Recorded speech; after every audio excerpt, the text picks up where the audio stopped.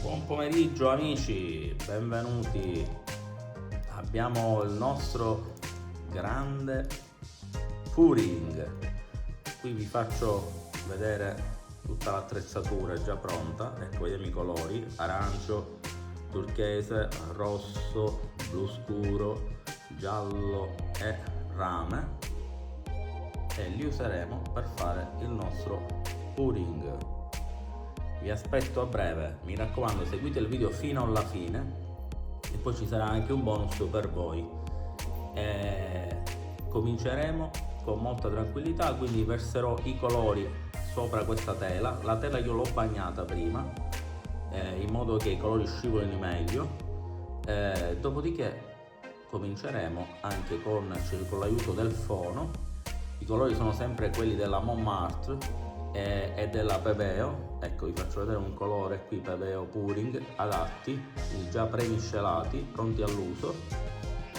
E poi abbiamo i Montmartre, che non hanno bisogno di essere pubblicizzati da parte nostra, sono colori adatti per il pouring. Vi consiglio sempre, per non evitare di fare degli sbagli o delle cose o misurare, almeno che non avete un tool per fare la misurazione della quantità di olio o di silicone da inserire, vi consiglio sempre di usare dei colori già pronti, specialmente per i principianti.